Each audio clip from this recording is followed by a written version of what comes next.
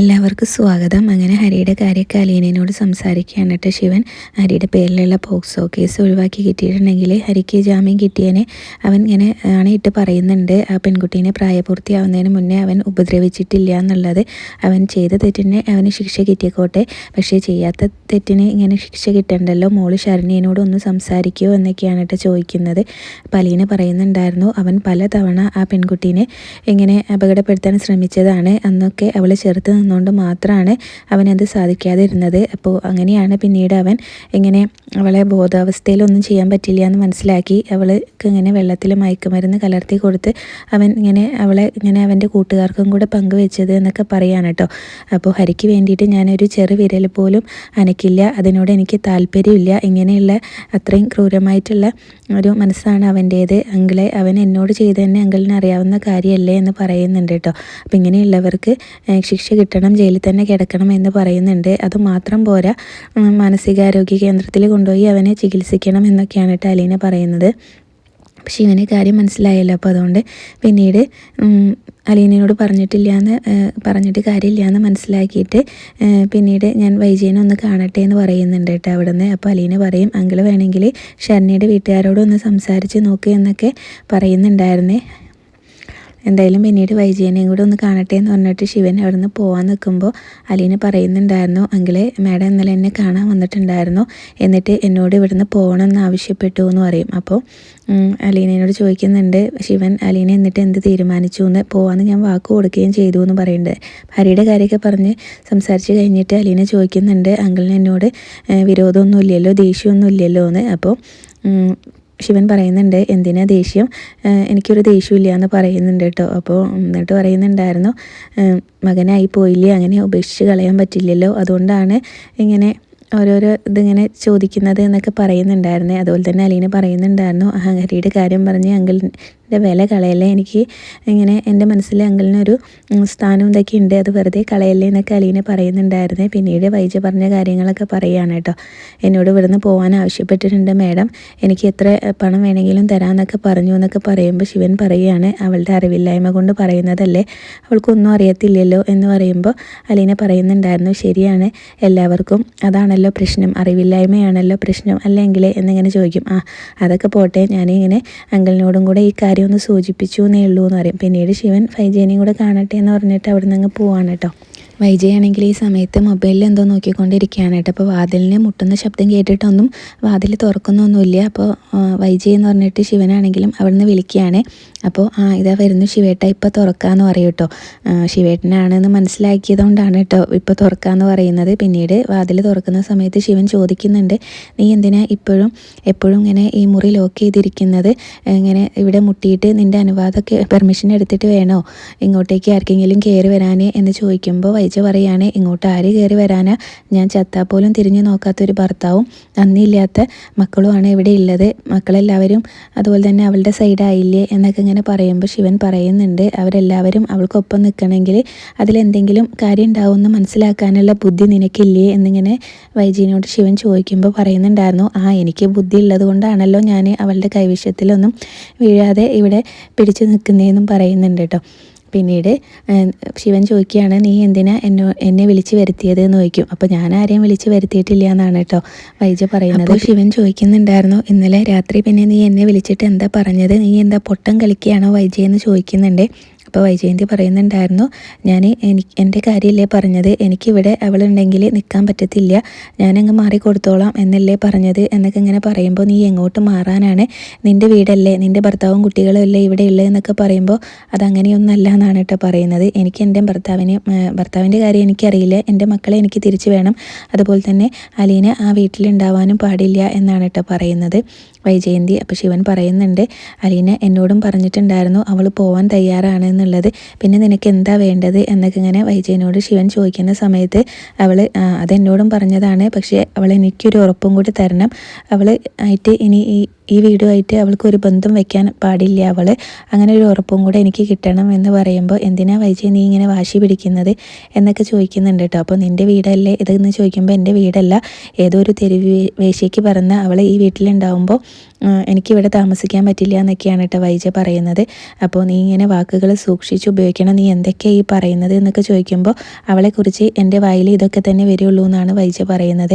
എന്നിട്ട് അലീന ഇനി ഒരിക്കലും അവിടെ ഉള്ളവരുമായിട്ടൊരു ബന്ധം പാടില്ല എന്നുള്ള ഒരു ഉറപ്പും കൂടെ അലീനയുടെ കയ്യിൽ നിന്ന് കിട്ടണം എന്ന് പറയുമ്പോൾ അതൊക്കെ അലീന പോവാന്ന് സമ്മതിച്ചില്ലേ, അതൊക്കെ നടന്നു കഴിഞ്ഞിട്ടുള്ള കാര്യങ്ങളല്ലേ, അതപ്പോൾ തീരുമാനിക്കാം എന്നാണ് കേട്ടോ വൈജയനോട് ശിവൻ പറയുന്നത്. അപ്പോൾ വൈജ ആ ഒരു ഉറപ്പ് കിട്ടണം എന്നുള്ള വാശിയിലാണ് നിൽക്കുന്നത്. അത് ബാലേന്ദ്രൻ സമ്മതിക്കുമോ എന്ന് ചോദിക്കുമ്പോഴും അതൊന്നും വൈജയ്ക്ക് അറിയണ്ട എന്നുള്ള കാര്യമൊക്കെയാണ് കേട്ടോ പറയുന്നത്. എന്തായാലും അലീന ഇനി ആ വീടുമായിട്ടൊരു ബന്ധം വയ്ക്കാൻ പാടില്ല, അങ്ങനെ ഒരു ഉറപ്പും കൂടെ അലീന കൊടുക്കണം എന്നുള്ള വാശി തന്നെ നിൽക്കുകയാണ് കേട്ടോ വൈജ. അപ്പോൾ ശിവനാണെങ്കിൽ കുറേ പറഞ്ഞു നോക്കുന്നുണ്ട്, ആദ്യം അലീന ഇവിടെ നിന്ന് മാറി തരാമെന്ന് പറഞ്ഞല്ലോ, അതാദ്യം നടക്കട്ടെ എന്നൊക്കെ പറയുന്നുണ്ട് കേട്ടോ. എന്തായാലും അത് കഴിഞ്ഞ് പിന്നീട് രേവതിക്കുട്ടി അലീനേനെ വിളിക്കുകയാണ് കേട്ടോ. അപ്പോൾ അലീനേനോട് ചോദിക്കുന്നുണ്ടായിരുന്നു, ചേച്ചിയുടെ റെസ്റ്റൊക്കെ കഴിഞ്ഞു എന്ന് ചോദിക്കുന്നുണ്ട്, സ്വരമൊക്കെ തെളിഞ്ഞല്ലോ എന്നിങ്ങനെ രേവതിക്കുട്ടി പറയുമ്പോൾ അലീന പറയുന്നുണ്ടായിരുന്നു, പനിയെല്ലാം മാറി, അപ്പോൾ ഞാനിപ്പോൾ റെസ്റ്റ് എടുത്തുകൊണ്ടിരിക്കുകയാണ്, അപ്പോൾ വീണ്ടും ജോലിയിൽ കയറിയില്ലേ എന്നൊക്കെ ഇങ്ങനെ രേവതിക്കുട്ടി ചോദിക്കുമ്പോൾ ഒരു ജോലിയും ചെയ്യാൻ ബബിത സമ്മതിക്കില്ല എന്ന്, ഇവിടെ ഇങ്ങനെ റെസ്റ്റ് എടുത്തിരുന്നാൽ മതി എന്ന് പറയുമ്പോൾ ആ ചേച്ചി ഇപ്പോൾ ആ വീട്ടിലെ ഒരു കൊച്ചമ്മയാണല്ലേ എന്നൊക്കെ ഇങ്ങനെ പറയുമ്പോൾ അതെ കൊച്ചമ്മയ്ക്കാണ്, പക്ഷേ ഇങ്ങനെ ഭരണം കയ്യിൽ നിന്ന് പോയി എന്ന് പറയുകയാണ് കേട്ടോ. ബബിത ഇങ്ങനെ എല്ലാം ഏറ്റെടുത്തല്ലോ, അപ്പോൾ കിരീടം ചെങ്കോലും തിരിച്ച് വാങ്ങിക്കണ്ടേ എന്നൊക്കെ ചോദിക്കുന്നുണ്ട് കളിയാക്കിക്കൊണ്ട് രേവതിക്കുട്ടി. അപ്പോൾ വേണം. പിന്നീട് വൈജയുടെ കാര്യം ചോദിക്കുകയാണ് കേട്ടോ. വൈജ മാഡത്തിൻ്റെ കാര്യം എന്താണെന്ന് ചോദിക്കുമ്പോൾ പറയുന്നുണ്ടായിരുന്നു, മാഡം ഇന്നലെ എന്നോട് എൻ്റെ റൂമിൽ വന്നിട്ട് ഇവിടുന്ന് പോകണം എന്ന് ആവശ്യപ്പെട്ടു എന്ന് പറയുകയാണ് കേട്ടോ. അപ്പോൾ ചേച്ചി എന്ത് പറഞ്ഞു എന്ന് ചോദിക്കുമ്പോൾ ഞാൻ പോകാൻ തന്നെ തീരുമാനിച്ചു എന്ന് പറയുമ്പോൾ അങ്ങനെ എല്ലാം ഇട്ടെറിഞ്ഞ് ചേച്ചിക്ക് പോകാൻ പറ്റുമോ എന്നൊക്കെ രേവതിക്കുട്ടി ചോദിക്കുകയാണ്. അപ്പോൾ ഞാൻ പോയല്ലേ പറ്റുള്ളൂ, എനിക്കിവിടെ ഒരു സ്ഥാനം ഇല്ലല്ലോ എന്നൊക്കെ ഇങ്ങനെ പറയുമ്പോഴും രേവതിക്കുട്ടി ചോദിക്കുന്നുണ്ടായിരുന്നു, അവരല്ലേ ചേച്ചിയുടെ കൂടപ്പിറപ്പുകളും, അവരുമല്ലേ ചേച്ചിക്ക് നീതി തരേണ്ടത്, ചേച്ചിക്കല്ലേ നീതി കിട്ടേണ്ടത് എന്നൊക്കെ ചോദിക്കുമ്പോൾ ശരിക്കും നോക്കുകയാണെങ്കിൽ എനിക്കിവിടെ എന്ത് സ്ഥാനമാണ് ഉള്ളത്, അവർ ഇങ്ങനെ ആദ്യം എന്നെ ഉപേക്ഷിച്ച് കളഞ്ഞതല്ലേ എന്നൊക്കെ പറയുന്നുണ്ട് കേട്ടോ. എന്തായാലും ഏച്ചി എട്ടിയാലും മുഴച്ചിരിക്കുകയല്ലേ ചെയ്യുള്ളൂ എന്ന് പറയുന്നുണ്ട്. അധികപ്പറ്റിയെന്ന് പറഞ്ഞാൽ കൂടുതൽ കാരണങ്ങളൊന്നും ഇങ്ങനെ അന്വേഷിക്കേണ്ട, ഞാൻ തന്നെയാണ് അതിൻ്റെ ഒരു യഥാർത്ഥ കാരണം, ഞാനിങ്ങനെ അധികപ്പറ്റിൻ്റെ ഹോൾസെയിലാണ് എന്നൊക്കെ പറയുന്നുണ്ട് കേട്ടോ. പിന്നീട് ഇത്രയൊക്കെ സംസാരിച്ച് അലീന ഇവിടെ നിന്ന് തന്നെ പോകാൻ തീരുമാനിച്ചു എന്നുള്ള കാര്യം കൂടെ രേവതിക്കുട്ടീനോട് പറയുന്നുണ്ട്.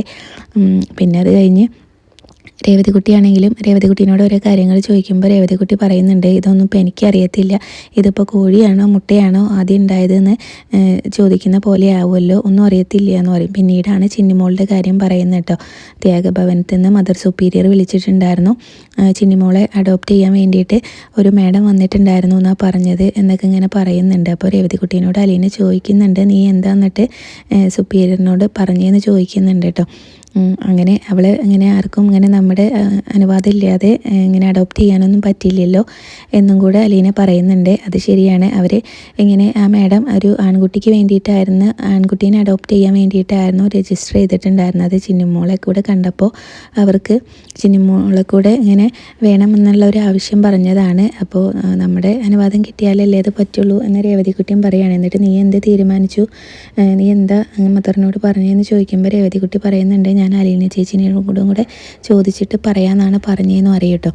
അപ്പോൾ എന്തായാലും പിന്നീട് 5 ലക്ഷം അങ്ങനെ ചിന്നിമോളെ അഡോപ്റ്റ് ചെയ്യുകയാണെങ്കിൽ ആ മാഡം കൊടുക്കാമെന്ന് പറഞ്ഞിട്ടുണ്ട് എന്ന് പറയുമ്പോൾ അത് നല്ല കാര്യമാണല്ലോ, ബാക്കിയുള്ള കുട്ടികൾക്കും കൂടെ നല്ല ഇതാവുമല്ലോ എന്നിങ്ങനെ പറയുമ്പോൾ ചേച്ചി 5 ലക്ഷത്തിന് ചിന്നിമോളെ വിൽക്കാൻ പോകണമെന്ന് ചോദിക്കുമ്പോൾ അല്ല മോളെ, അവൾക്ക് നല്ലൊരു കുടുംബവും അതുപോലെ തന്നെ അച്ഛനെയും അമ്മേനെയും ഒക്കെ കിട്ടുകയാണെങ്കിൽ അത് നല്ലതല്ലേ, എന്തായാലും ഞാനൊന്ന് ഫ്രീ ആവട്ടെ എന്നിട്ട് നമുക്ക് ഒന്നുകൂടെ ആലോചിക്കാമെന്നൊക്കെ പറഞ്ഞിട്ടാട്ടോ കോള് കട്ട് ചെയ്യുന്നത്. അത് കഴിഞ്ഞ് പിന്നീട് ശരണ്യയുടെ അച്ഛനെ ശിവൻ വിളിക്കുന്നുണ്ടായിരുന്നു കേട്ടോ. അപ്പോൾ അവർക്ക് നേരത്തെ പരിചയമൊന്നുമില്ലല്ലോ, അപ്പോൾ ശരണ്യയുടെ അമ്മയാണ് ഫോൺ കൊണ്ട് കൊടുക്കുന്നത്, നമ്പറാണ് എന്ന് പറഞ്ഞിട്ടാട്ടോ കൊടുക്കുന്നത്. അപ്പോൾ പിന്നീട് ശിവനാണെങ്കിലും ശിവനെ പരിചയപ്പെടുത്തുന്നുണ്ടായിരുന്നു കേട്ടോ. എന്തായാലും അത് കേൾക്കുമ്പോൾ തന്നെ ഹരിയുടെ അച്ഛനാണെന്ന് അറിയുമ്പോൾ തന്നെ പ്രഭാകരന് അങ്ങനെ ദേഷ്യമൊക്കെ വരുന്നുണ്ടായിരുന്നേ. അപ്പോൾ ഹരിയുടെ പേരിലുള്ള പോക്സോ കേസും കൂടെ ഒഴിവാക്കാൻ വേണ്ടിയിട്ടാണ് കേട്ടോ ശിവൻ അവരോട് സംസാരിക്കുന്നത്. അപ്പോൾ അവൻ്റെ പേരിലുള്ള ഒരു കേസും ഞങ്ങൾ ഒഴിവാക്കാൻ പോകുന്നില്ല, അവൻ്റെ പേരിൽ ഇനിയിപ്പോൾ എന്തെങ്കിലും കേസും കൂടെ ഉണ്ടെങ്കിൽ അതും കൂടെ ഞങ്ങൾ ചേർത്തേനെ.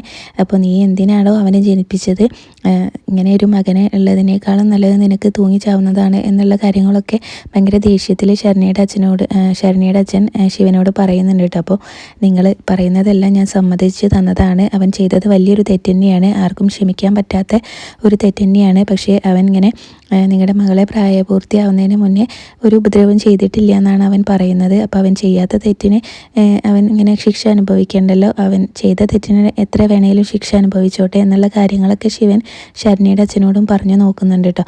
പക്ഷേ ശരണ്യയുടെ അച്ഛനാണെങ്കിൽ അതിനൊന്നും വഴങ്ങുന്നില്ല, നല്ല മോശമായിട്ടുള്ള വാക്കുകളൊക്കെ ഉപയോഗിക്കുന്നുണ്ട് കേട്ടോ. ശരണ്യയുടെ അച്ഛനാണെങ്കിലും ശിവനോട് ഇങ്ങനെ സംസാരിക്കുമ്പോൾ ഇനി എന്തായാലും നിങ്ങൾ എന്നെ വിളിക്കണ്ട എന്ന് പറഞ്ഞിട്ടാണ് ഭയങ്കര ദേഷ്യത്തിലാണ് കേട്ടോ കോള് കട്ട് ചെയ്യുന്നത്. ശരണ്യയുടെ അച്ഛനോടും പറഞ്ഞു നോക്കിയിട്ട് കാര്യമൊന്നുമില്ല എന്ന് ശിവനും മനസ്സിലായി. അതുകൊണ്ട് തന്നെ പിന്നീട് ശരണ്യയുടെ അച്ഛനാണ് കേട്ടോ കോള് കട്ട് ചെയ്യുകയാണെന്ന് പറഞ്ഞങ്ങ് കട്ട് ചെയ്യുന്നത്. എന്നിട്ട് പിന്നീട് ശരണ്യയുടെ അമ്മേനോട് പറയുന്നുണ്ടായിരുന്നു, അവനിങ്ങനെ ഹരിയുടെ അച്ഛനാണ് വിളിച്ചത്, ആ നായയുടെ അച്ഛനാണ് വിളിച്ചത്, അവന് അങ്ങനെ നാണുണ്ടോ എന്നെ വിളിക്കാൻ എന്നൊക്കെ ഭയങ്കര ദേഷ്യത്തിൽ പറയുമ്പോൾ ശരണ്യയുടെ അമ്മ പറയുന്നുണ്ടായിരുന്നു, മക്കളിങ്ങനെ ഓരോന്ന് ചെയ്ത് വെക്കുന്നതിന് ഇങ്ങനെ മാതാപിതാക്കളാണല്ലോ അച്ഛനമ്മമാരാണല്ലോ അനുഭവിക്കുന്നത്.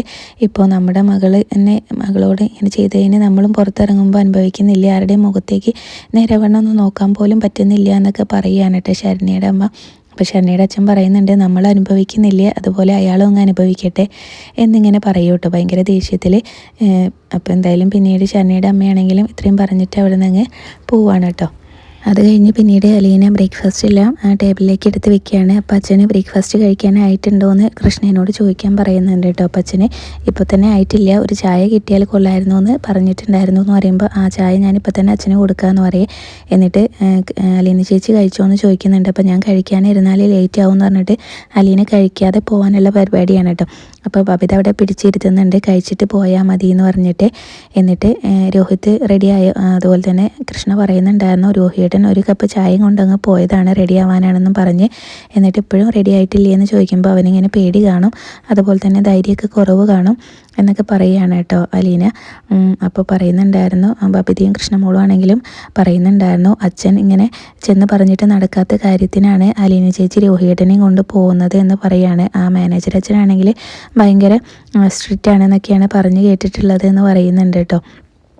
അപ്പോൾ പോകുന്ന കാര്യം നടക്കുമോ ഇല്ലയെന്നൊന്നും അറിയില്ല എന്ന് പറയുമ്പോൾ ആദ്യം നമ്മൾ ഇങ്ങനെ നടക്കുമോ ഇല്ലേ എന്നിങ്ങനെ ആലോചിച്ചുകൊണ്ടിരുന്നാലും ഒന്നും നടക്കത്തില്ല, അതിന് വേണ്ടിയിട്ട് നമ്മൾ ശ്രമിച്ച് നോക്കണം എന്നൊക്കെ പറഞ്ഞിട്ട് ഓരോ കാര്യങ്ങൾ ഇങ്ങനെ അലീന പറയുന്ന സമയത്ത് കൃഷ്ണമോളാണെങ്കിലും പറയുന്നുണ്ടായിരുന്നു, ചേച്ചി ഈ മോട്ടിവേഷനൊക്കെ എനിക്കൊരു ബുക്കിൽ എഴുതി തരണം കേട്ടോ എന്ന് പറയും. അപ്പോൾ എന്തിനാണെന്ന് ചോദിക്കുന്നുണ്ട് കേട്ടോ. എന്തിനാണ് ബുക്കിൽ എഴുതി തരണേന്ന് ചോദിക്കുമ്പോൾ എനിക്ക് ക്ലാസ്സിൽ ചെന്നിട്ട് കുട്ടികളോടൊക്കെ ഇത് പറയാലോ എന്ന് പറയുമ്പോൾ, ഓ പിന്നെ നീയാണല്ലോ മോട്ടിവേഷൻ ക്ലാസ് എടുക്കാൻ പോകുന്നത്, ചക്ക എന്ന് പറഞ്ഞാൽ കൊക്ക് എന്ന് കേൾക്കുന്ന ഇവളാണ്, ഇതൊക്കെ ഇങ്ങനെ ഓരോ സന്ദർഭം അനുസരിച്ച് പറയുന്നതാണ്, അല്ലാതെ വെറുതെ എടുത്ത് അവിടെയും ഇവിടെയും ഇങ്ങനെ ഉപയോഗിക്കാനുള്ളതല്ല എന്നൊക്കെ ബബിതയും പറയുന്നുണ്ട് കേട്ടോ.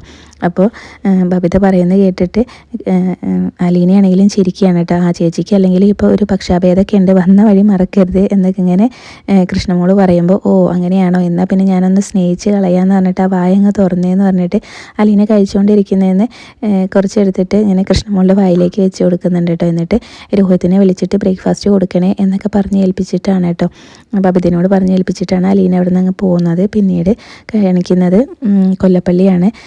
അവിടെ ഹരിയുടെ കാര്യം സംസാരിക്കാൻ വേണ്ടിയിട്ട് ആരോ വന്നിട്ടുണ്ട് കേട്ടോ. അപ്പോൾ കൈമൾ മാഷിനോട് പറഞ്ഞിട്ടുണ്ടെങ്കിൽ കാര്യം നടക്കും. അതുപോലെ തന്നെ ഏതൊരു സുഭാഷ് ഏട്ടൻ്റെ കാര്യമൊക്കെ പറയുന്നുണ്ട്. കമല പറയുന്നുണ്ടായിരുന്നു സുഭാഷ് ഏട്ടനും കൂടി ഉണ്ടായിരുന്നെങ്കിൽ ഒരു ധൈര്യമായേനേന്ന്. അപ്പോൾ സുഭാഷിന് ഇപ്പം അങ്ങനെ ഇതിലെല്ലാം കയറി ഇടപെടാൻ പറ്റില്ലല്ലോ, ഇലക്ഷനൊക്കെ ആയതല്ലേ, എല്ലാ കേസിലും കയറി അങ്ങ് ഇടപെടാനൊന്നും പറ്റില്ലല്ലോ എന്നൊക്കെയാണ് കേട്ടോ അവരിങ്ങനെ സംസാരിക്കുന്നത്. ഇത്രയും കാണിച്ചുകൊണ്ട് അന്നത്തെ എപ്പിസോഡ് അവസാനിച്ചത്.